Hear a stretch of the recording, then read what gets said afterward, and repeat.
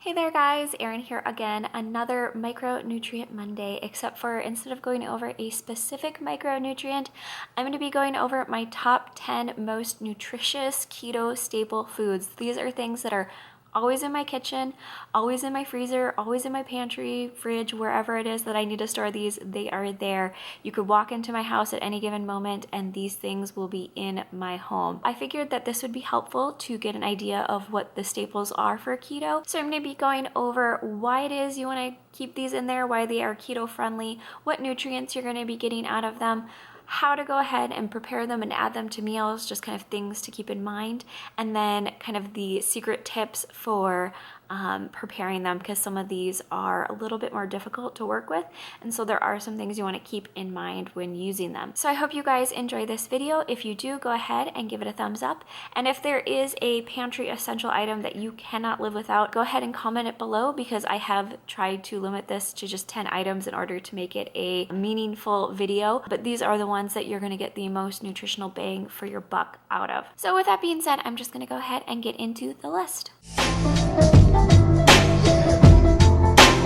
We often don't think of oil as a health benefiting food, but we really need to, because there are so many amazing benefits that can be found in various oils. Coconut oil is a saturated fat, and saturated fats are great at helping to regulate your cholesterol, good and bad. Olive oil, avocado oil are full of things like monounsaturated fats, which are great at helping to reduce inflammation, boosting your immunity, and again, helping to kind of promote good heart health and cholesterol. So avocado oil, you can get in a bunch of different varieties, but basically it is chock full of, again, monounsaturated fats, which are again full of all those benefits.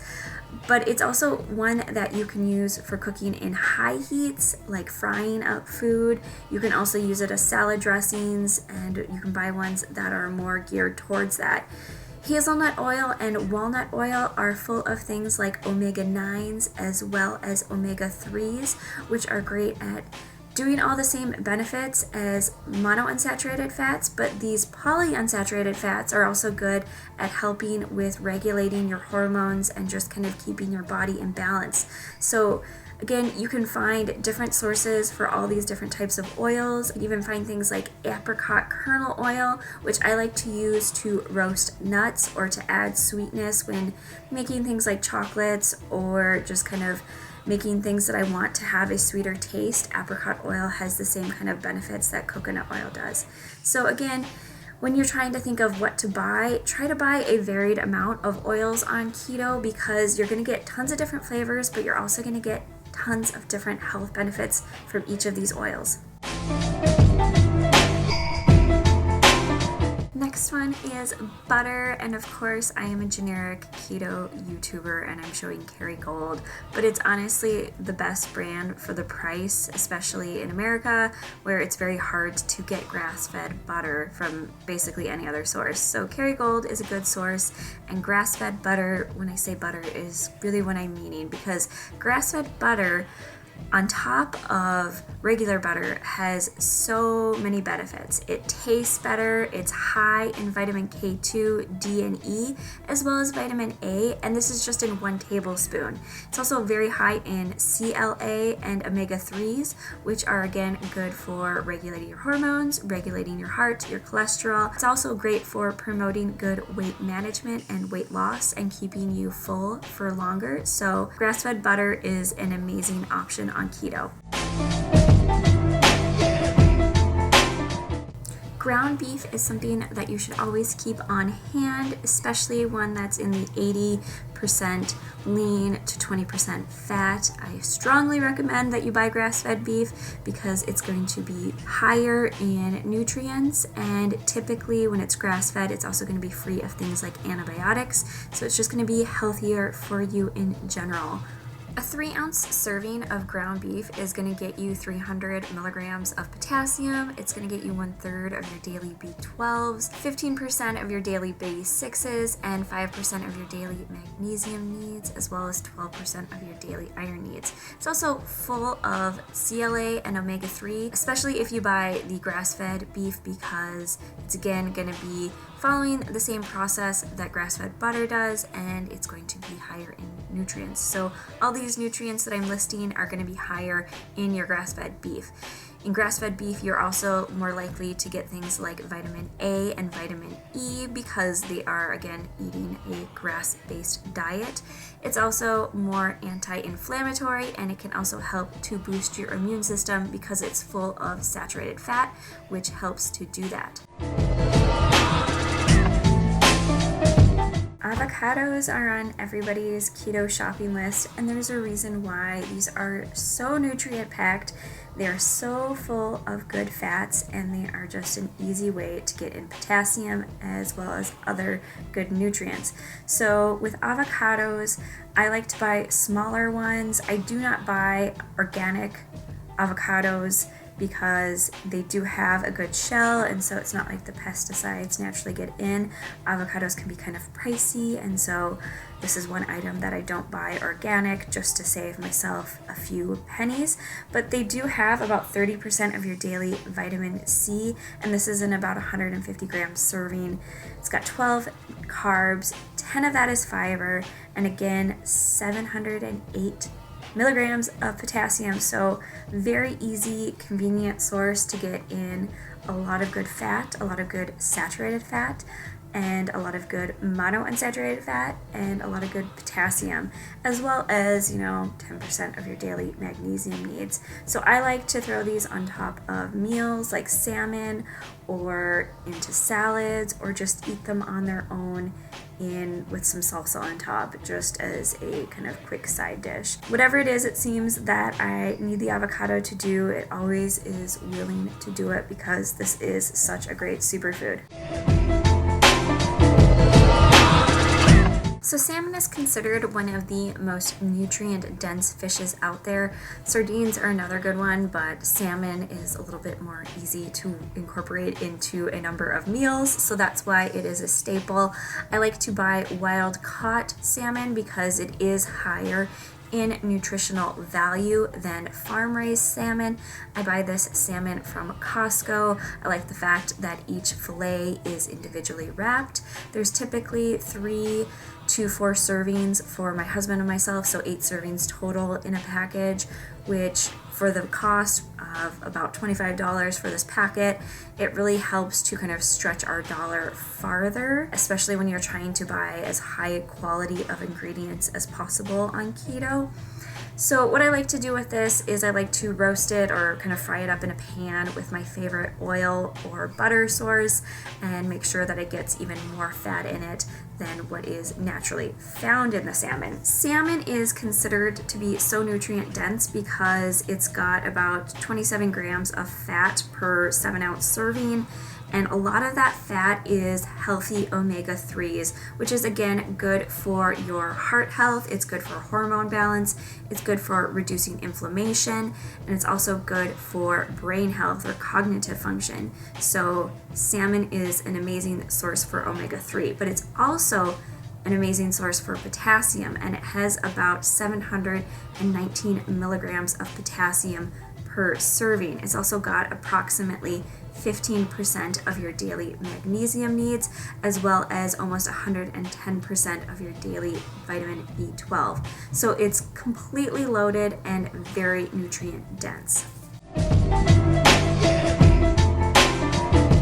So there's a reason why Popeye eats spinach, and that is because it is incredibly nutrient dense for the size of portion that you would eat. You're gonna get a ton of different nutrients from it. Not a lot of carbs, only 3 carbs, 2 of that is fiber, 470 milligrams of potassium, 160% of your daily vitamin A, 40% of your daily vitamin C, 15% of your daily iron, and 8% of your daily calcium. So very nutrient packed. My favorite way to eat spinach is to wilt it in some good oil, so that way it gets full of fat since it naturally doesn't have any. Spinach is a great carrier for oil. You could, of course, do a salad, but like I said, I like to wilt it and then throw some meat on it. So I might throw some of that ground beef. I might throw a salmon fillet, maybe cook it in some cheese, like some cream cheese, so I get a creamy kind of sauce that's got some extra good healthy fats as well as calcium. Spinach is just, again, like I said, it's a great vessel for holding fat, and it is so nutrient dense. So nuts and seeds are going to vary based on your personal preference, so I'm kind of being generic here, but having some nuts and seeds as staples within your kitchen will add that extra crunch. It's also going to add a lot of nutrient benefits. Almond slices are full of monounsaturated fats. They're also full of good vitamins and minerals. Pumpkin seeds are full of good fiber as well as both potassium and magnesium. Pine nuts are full of potassium, and then chia seeds are full of good omega-3s as well as calcium and iron. So you can add in these various different things into salads, into foods, whatever it is you want to do. You could also use things like nut butters as a sauce replacement. I like using things like peanut butter and almond butter as sauces when I saute up some vegetables. I'll have a vegetable coming up here. That is one that I like to saute with some almond butter. It just adds an additional flavor and it just makes it kind of taste creamier, and you get the benefits of the nuts, you get the additional protein as well as the additional fat. I like having various nuts around and in my house. You just want to find ones that work good for you. So broccoli is of course on this list, and that is because it is incredibly nutrient dense. You can get it in broccoli bunches, you can buy it frozen, you can buy things like broccoli slaw. Broccoli is just an amazing vegetable, and in about 150 grams, you're going to get 10 carbs, but 4 of that is fiber. You're going to get over 220% of your daily vitamin C needs, 78% of your daily vitamin A, and almost 500 milligrams of potassium, as well as 7% of your daily magnesium needs. So one of the things I like to do is I like to buy things like broccoli slaw, and I like to use it as a noodle or a rice replacement. And what I'll do with it is I will saute it up in loads of oil and then add in some of that almond butter, so that way it gets kind of that peanutty sauce taste. I also like to add maybe some curry spices to it. It's just a good way to kind of get those flavors and not have to use rice. Just finding a good nutritional alternative to rice that isn't always just cauliflower rice. I also like to take things like broccoli florets and cover them in béarnaise sauce or hollandaise sauce, and then put a salmon fillet on top of that, because it's a good way to mix all of these foods that I've been showing you guys. So eggs are an amazing source for both fat and protein. They're also a great source for things like omega-3s, and each type of egg that I'm going to be laying out here is slightly higher than the last one in omega-3s, and that's just based on how the animal is raised and the type of food they ate. So the first one is just plain organic fed cage-free chickens. The second one is slightly free range but sometimes cage-free, and again on organic feed. And then the last one is organic feed but also completely 100% free range, which means these chickens were allowed to eat things like bugs and worms, which is their natural diet.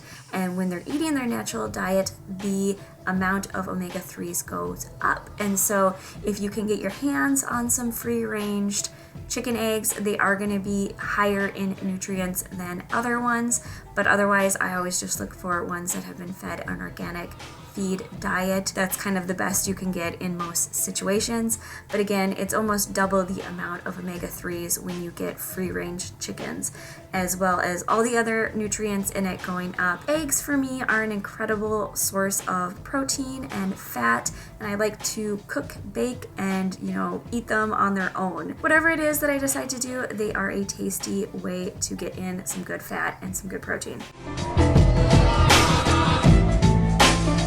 So there are 3 primary flours that most people can find in most areas that are keto friendly. The first is almond flour, and almond flour is the most common because it's the easiest to work with.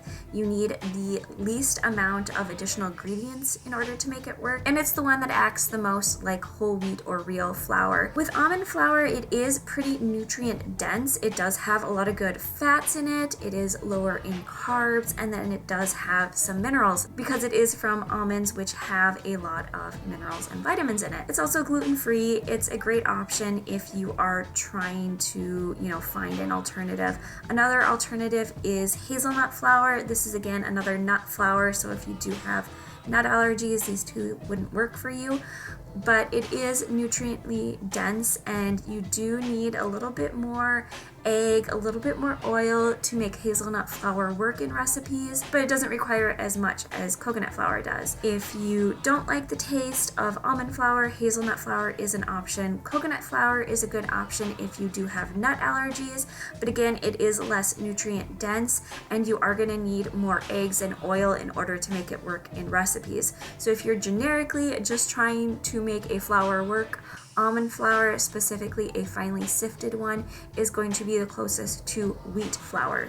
So I hope you guys enjoyed this video and that it gave you some good information on the keto staples and why some of these are great staples, and just, things to keep in mind as you kind of go forward with keto and kind of prepare your kitchen or add things to your kitchen in order to make sure that you're getting, both your micronutrients, your macronutrients, and just your general health as well as taste in there. So like I said before, I hope you guys enjoyed this video.